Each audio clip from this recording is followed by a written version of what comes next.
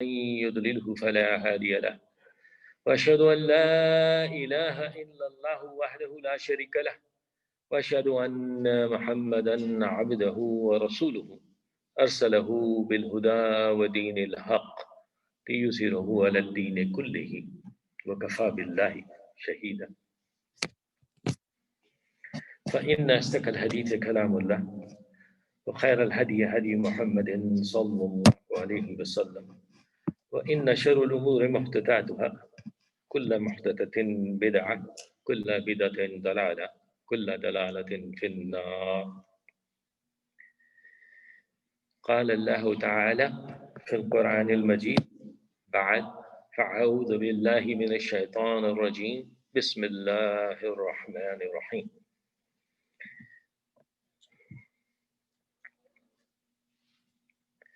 الذين إذا أصابتهم مصيبة قالوا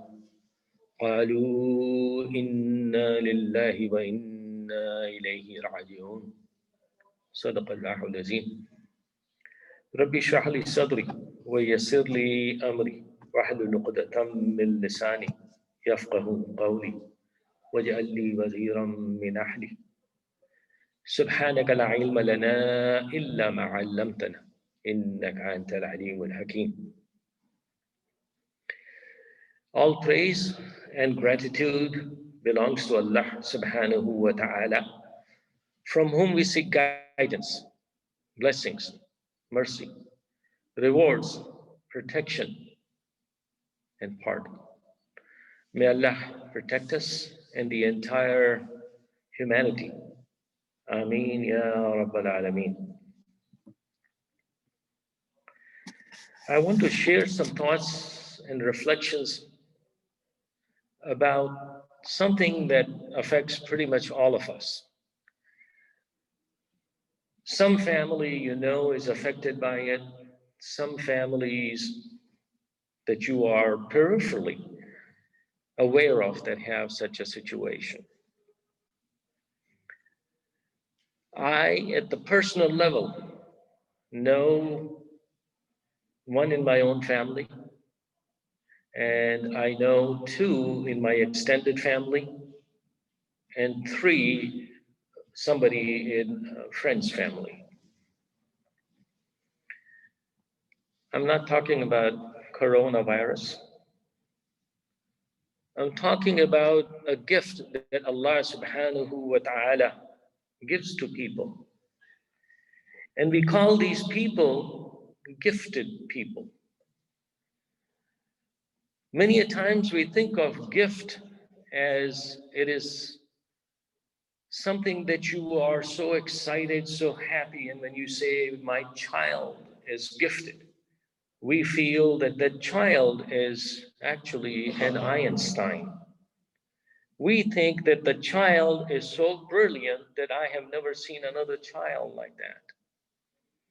But what they are not telling you with this gift is that this gift is in some way or form a way of dysfunction, a way of disability, a way that they are not able to do things that a normal individual can do.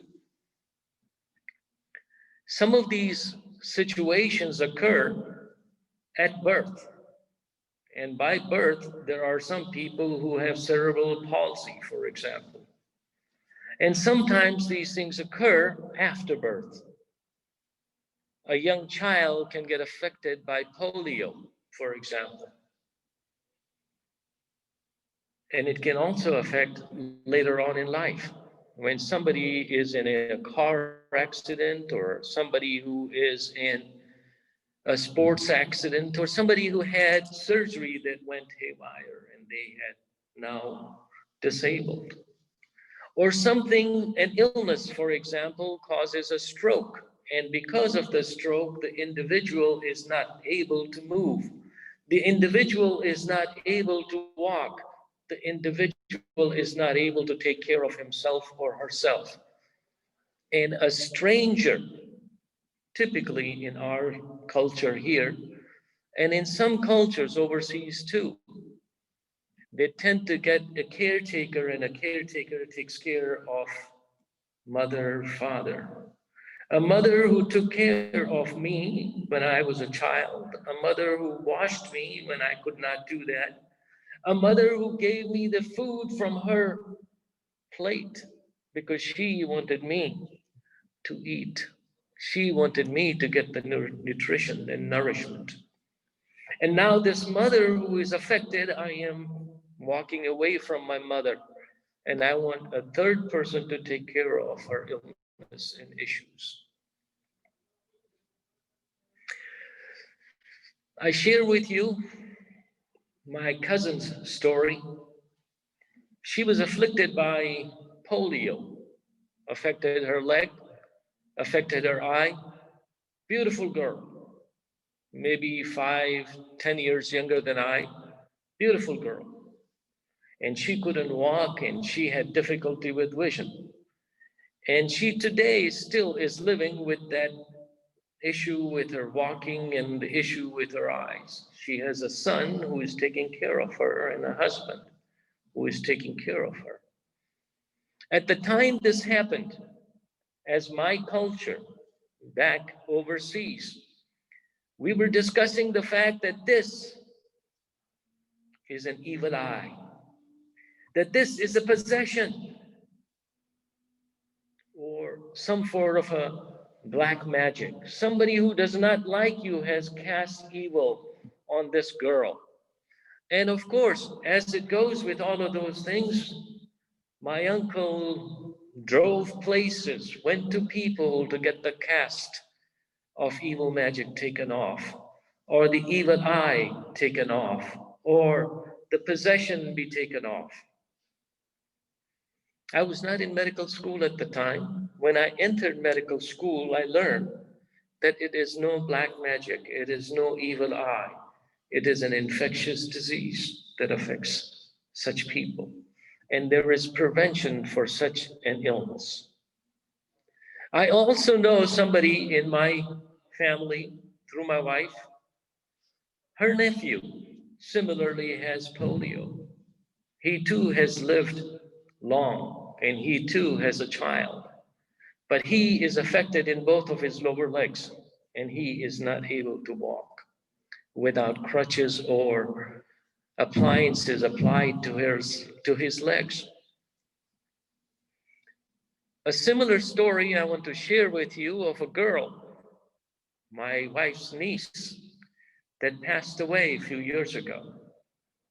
She was born with some disabilities of the heart, of the stature, of the joints, and of breathing. Her pediatrician had told her that you will not live to be in the teens. She made it to the 30s. Not only that, she mentioned that, who would marry me? Not in my culture, not in the culture I come from, and not in the culture that many of us come from would marry somebody like that. But somebody in the relatives said, I will marry you. A tall man. And this tall man married her and took care of her. She went to India for treatment. She came to the United States for treatment. There was no treatment for it, unfortunately. They could make her better in terms of her heart, in terms of her breathing. But everything was moving at a pace. I have a friend of mine who adopted a son, not knowing that the son had an issue. And the son was falling behind in his studies. He was not catching up to the other friends and family and in his class. The father thought this was an issue with his IQ. The father did not think that there could be something else. As you and I know, and some of us who teach, know that if I don't hear you well, you cannot understand what I am saying. And hence your comprehension, your cognitive function is not going to develop to the pace that the people around you are. So this gift from Allah subhanahu wa ta'ala is planned. It is a planned situation. Why? We believe that Allah subhanahu wa ta'ala is in control. Inna Allah ala kulli shay'in qadir. That is our belief. So for someone who has a child like this to feel that, oh my goodness, I have been cursed, or I have been given this daughter, this son. Why? There is no why for that. There is the will of Allah subhanahu wa ta'ala. He is the one who tested you.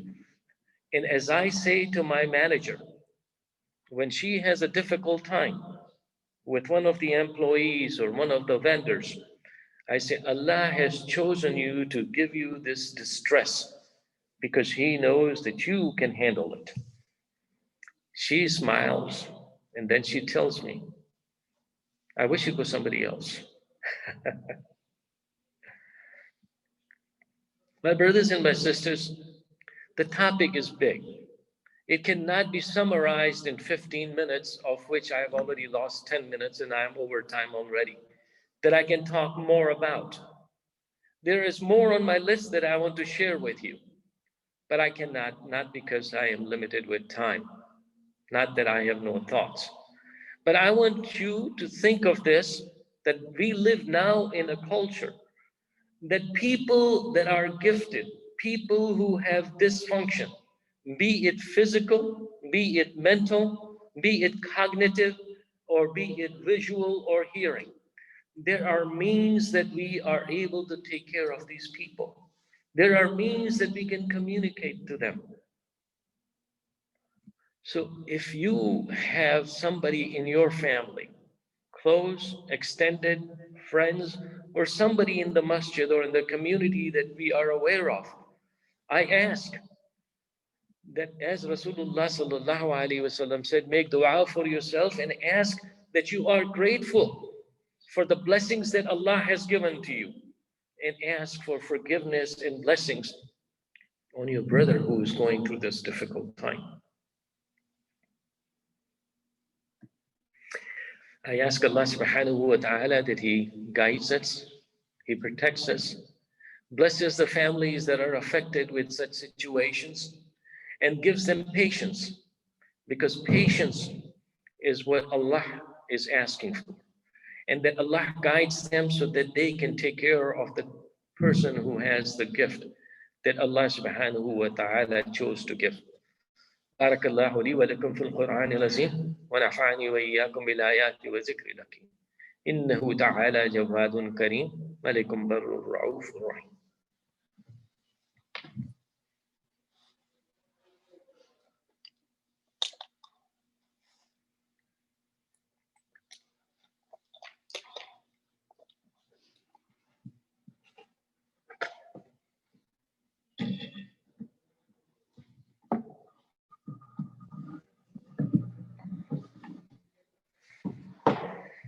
الحمد لله الحمد لله الذي لا إله إلا سواه والصلاة والسلام على رسوله الكريم خاتم الأنبياء أشرف المرسلين محمد الأمين وآله وأصحابه أجمعين. I intended to welcome those who have joined us, who are not part of our community but have chosen to be with us. We are grateful that you took the time to join us. Our brother has reminded me that his sister-in-law is ill in Pakistan and is going through surgery, and has asked that all of us make dua for her so that she has successful surgery and comes out without any complications. Inshallah, Allah make it so. إن الله وملائكته يصلون على النبي يا أيها الذين آمنوا صلوا عليه وسلموا تسليما. اللهم صل على محمد وعلى آل محمد كما صليت على إبراهيم وعلى آل إبراهيم إنك حميد مجيد. اللهم بارك على محمد وعلى آل محمد كما باركت على إبراهيم وعلى آل إبراهيم إنك حميد مجيد. رب اغفر وارحم وأنت خير الراحمين. ربنا ظلمنا أنفسنا وإن لم تغفر لنا وترحمنا لنكونن من الخاسرين. ربنا آتنا في الدنيا حسنة وفي الآخرة حسنة وقنا عذاب النار. أوصيكم ونفسي اتقوا الله عباد الله رحمكم الله إن الله يأمر بالعدل والإحسان وإيتاء ذي القربى وينهى عن الفحشاء والمنكر والبغي يعظكم لعلكم تذكرون اذكروا الله العلي العظيم يذكركم واشكروه يزدكم واتقوه يجعل لكم من أمركم مخرجا والله يعلم ما تصنعون وأقيموا الصلاة